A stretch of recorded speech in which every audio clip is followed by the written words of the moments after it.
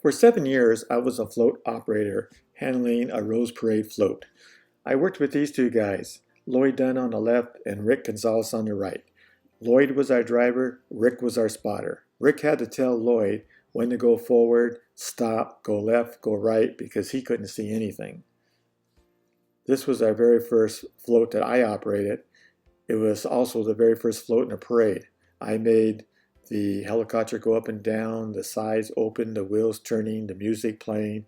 We even had real astronauts on the float. And it won the animation award. Here I am inside that float handling all that equipment. It's pretty roomy in this float, but not the case the next 6 floats. This was the Dr. Pepper float. Again, we won the animation award. Again, I'm handling all the sound, the animation, and everything with all my little switches. The 20th century float, again, we won the animation award. Pretty special. This one, the dragons. I was making sure the heads went up and down, the steam coming out of the dragon, the music playing. Again, we won the animation award. The Glade float, we won the animation award again. And I made sure all that smoke was coming out of the perfume there. Oh, the Ontario float. This float, I got to be on the outside in the ticket booth. Yeah, I got to be on camera with millions of people watching me, waving to the crowd as we went up and down Colorado Boulevard for 2 hours, waving. It's pretty tiring. This float, I was actually the spotter. Rick wasn't there that year. And where you see those little holes in the chest there, that's where I was watching, and I was telling Lloyd when to go forward, when to stop, when to go left or right. And this is what the float looks like before when they start making it. This is where Lloyd sits in that float. And then they start putting all the metal there, and then they spray styrofoam, and this is what it looks like. And again, in that square there is where I had my spot, and there I am with a thumbs up telling Lloyd what to do. And this was my view from that spot. It was kind of special because we played Proud to be American, and every time we were going down the street, everybody was standing up saluting us. Before the floats get built, they have sketches and diagrams on how to build it. So we were in the warehouse watching some of the work going on.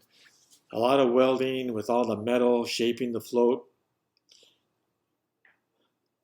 Here's one of the floats with all the metaling starting to get together.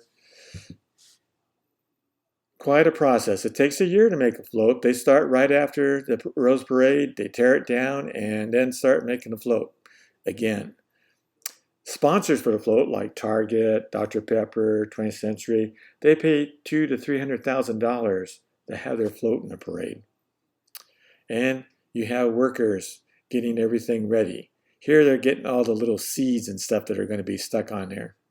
And then the day before the parade, the floats are getting ready to go down to Pasadena. And this is kind of special because the flowers are at their freshest, and not too many people are privileged to be here inside this where they built all the floats, and they're all set to go. It's raining outside, and we're waiting for the rain to stop to go in our position to go down. This was in Doherty, and it was 7 miles to get to Pasadena, and it would take us 7 hours for that trip because we had to go very slow, making sure we don't lose any flowers along the way, watching for all the telephone and power lines, and we had a police escort. The streets were always filled with people watching us go down. So this was, I always enjoyed this time. This was our float that year, the 20th Century float. Again, we won the animation award with that float. There's Lloyd and Rick. Yeah, the flowers, like I say, they're at their freshest.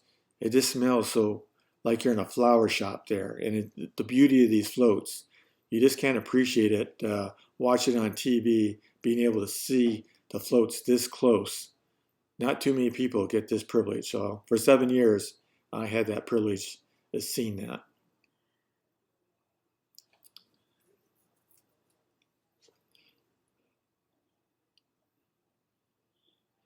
Remember that sketch of that diagram of the Beatles? Here it is with them all finished and ready to go.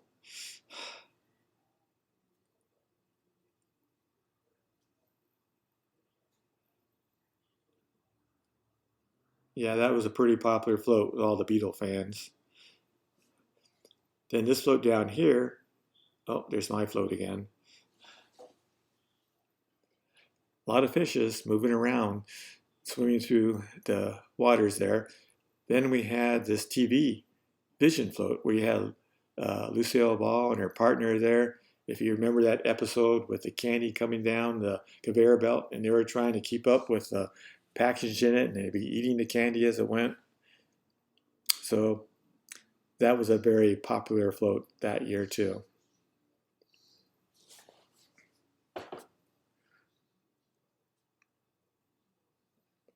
I wish I could have the smell be able to go on this video that you could smell how fresh these flowers are.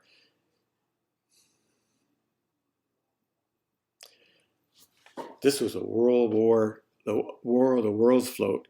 We were going to do that float first, but they switched us over to the other 20th century one with all the fish. I don't know why we got switched.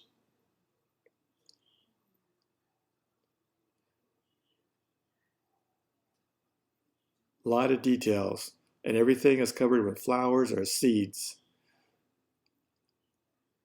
or fruit.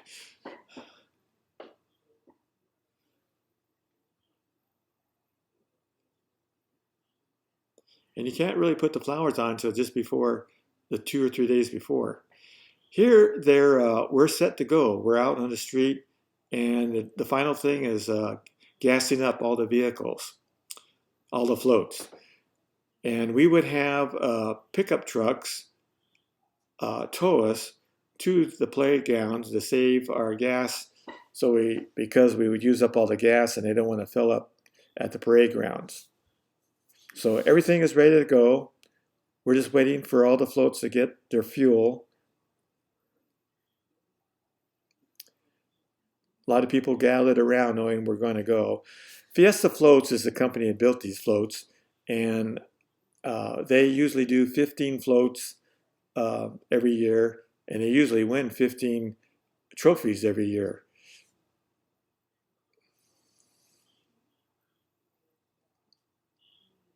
That's why a lot of the sponsors like to go through them because they know that their float was going to be special. Yeah, fire engines there in case something went wrong when they were fueling up the floats.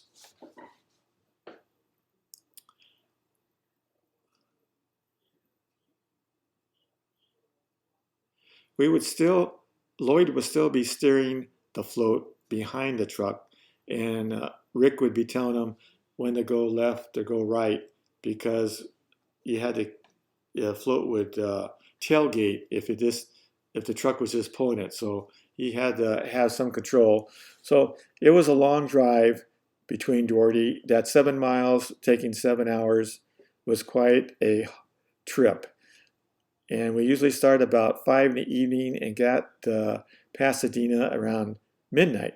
And here we are along the way, making a turn. You could see the pickup truck hauling the float. And like I said, Rick is telling Lloyd as we make the turn, he's saying touch left, meaning just a slight turn to the left, slight turn to the left. That's what he was saying, touch left, touch left, touch left, touch left, to make sure we didn't tailspin into the truck.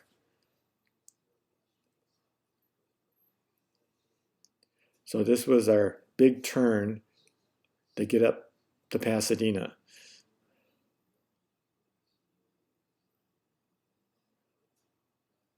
And the streets are lined with people. You can't really see all the people lined up because it was a like mini Rose Parade float parade. Then we straightened out and headed on to Pasadena.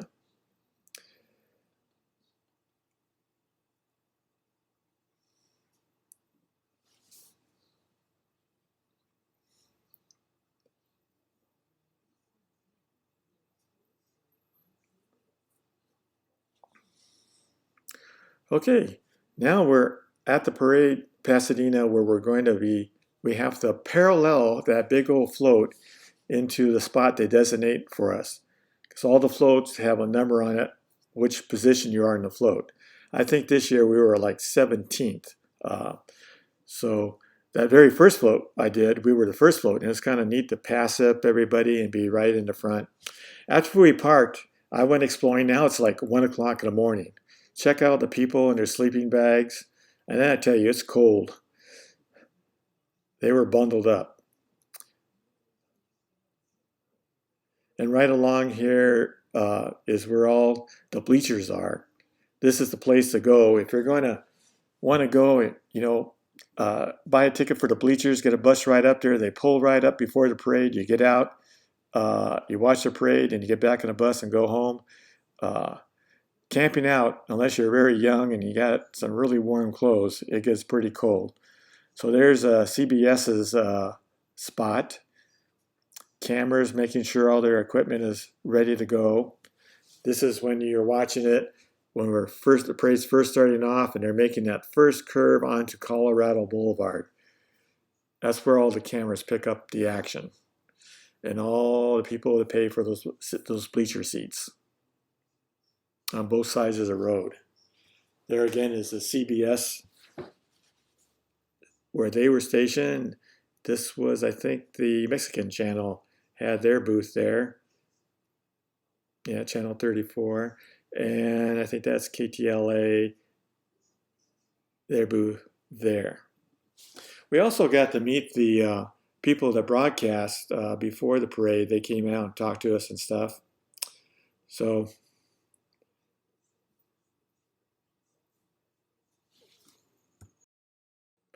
okay, here I am inside the float.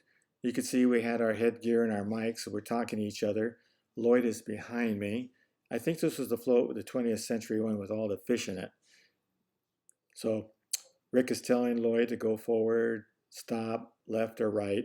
We do have a little peephole to the side so we could see the crowd. So I was in charge of the music and of course all the animation. Yeah, for 2 hours that's what we did. Sit there, and then we come into the end of the parade and we put it in where the viewing section is going to be. So this was at the end.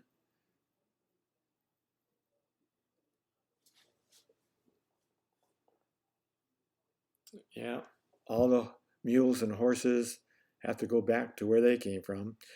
Another float, uh, the view that we had from our little peak hole, this time I was in the front of the float. Couldn't see us because we're buried inside, but here's a view of the crowd as we're heading down Colorado Boulevard. The gals in front are carrying a sign to say Animation Award Winner once again.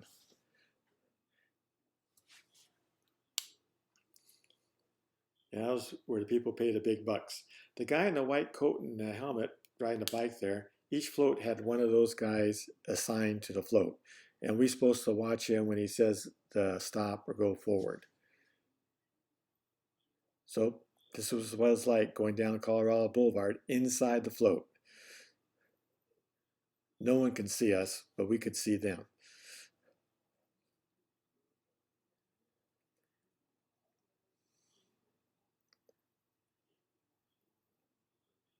Yeah, it's excited once the parade gets started.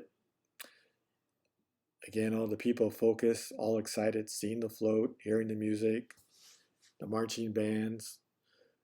You can see they're all wrapped up pretty good because it was cold when the parade starts.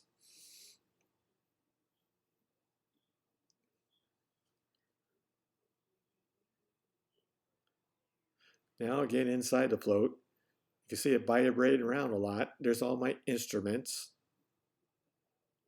I think this is Dr. Pepper float again. There's all my controls. Got everything up and running, the music playing. Again, we're talking to each other.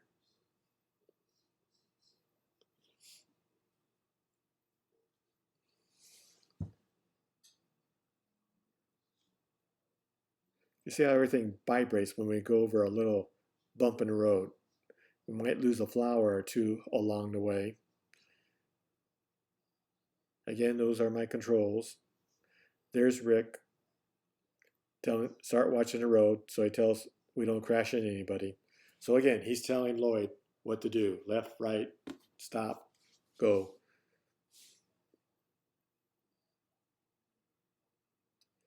And this was the float, the Ontario float. We were on the outside. So this is, I was in the ticket booth, and this is the view that I had going down Colorado Boulevard. Off to the right in the other car, Rick was in that one. He looked like a chauffeur driver. And again, he was telling Lloyd, giving him directions what to do. So it was exciting to be on the outside and had all these millions of people looking at you, and you're waving for 2 hours. I tell you, my arm was worn out.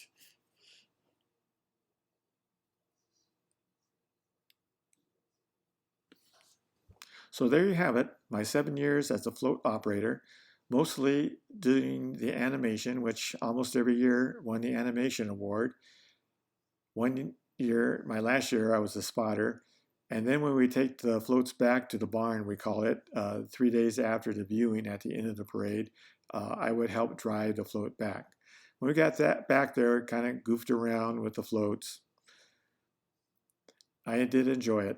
But I tell you, now that I'm older, I like sitting, waking up in the morning after having a good night's sleep and watching the parade on TV.